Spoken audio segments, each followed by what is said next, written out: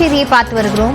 மக்களவைத் தேர்தலையொட்டி நாடு முழுவதும் பறக்கும் படையினர் நடத்திய சோதனையில் 1100 கோடி ரூபாய் பணம், நகைகள் பறிமுதல் செய்யப்பட்டிருப்பதாக தெரிவிக்கப்பட்டிருக்கிறது.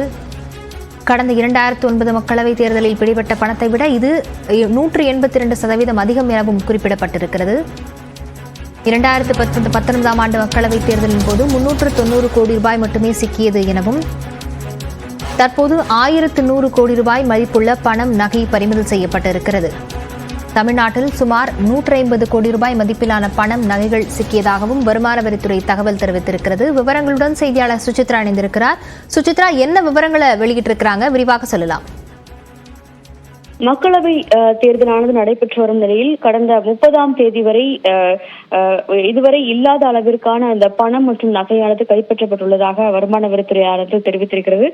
மிக முக்கியமாக இந்த மக்களவை தேர்தலில் மட்டும் சுமார் 1100 கோடி ரூபாய் மதிப்பிலான இந்த ஒரு பணம் மற்றும் நகைகளானது பறக்கும் படையினரால் கைப்பற்றப்பட்டுள்ளதாகவும், கடந்த 2019ஆம் ஆண்டு மக்களவை தேர்தலை விட இது 182% 182 மடங்கு அதிகமாக ஒரு கைப்பற்றப்பட்டுள்ளது என்ற ஒரு தகவலையும் தற்பொழுது வருமான வரித்துறையானது வெளியிட்டுள்ளது.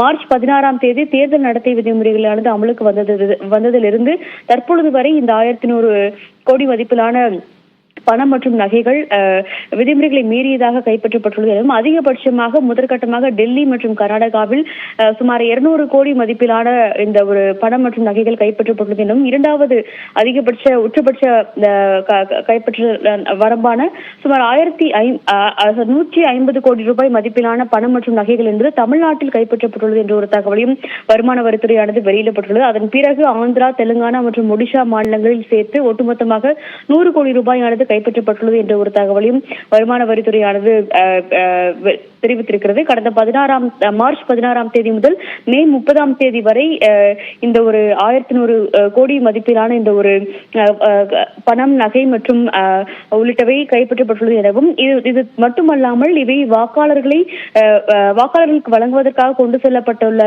பணம் மற்றும் நகை என்பது கண்டுபிடிக்கப்பட்டுள்ளது என்ற ஒரு தகவலையும் வருமான வரித்துறையானது தெரிவித்திருக்கிறது. சுமார் 1000க்கும் அதிகமான பறக்கும் படையினரால் இந்த பணம் மற்றும் நகைகளானது கைப்பற்றப்பட்டுள்ளது. இது மட்டுமல்லாமல் மதுபானங்கள், போதைப் பொருட்கள் ஆகியவையும் கைப்பற்றப்பட்டுள்ளது என்ற ஒரு தகவலையும் வருமான வரித்துறையானது தெரிவித்திருக்கிறது.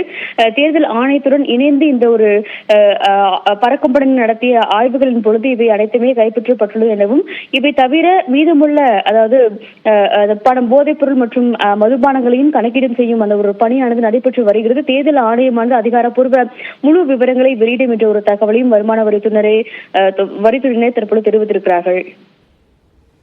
விவரங்களுக்கு நன்றி சுசித்ரா.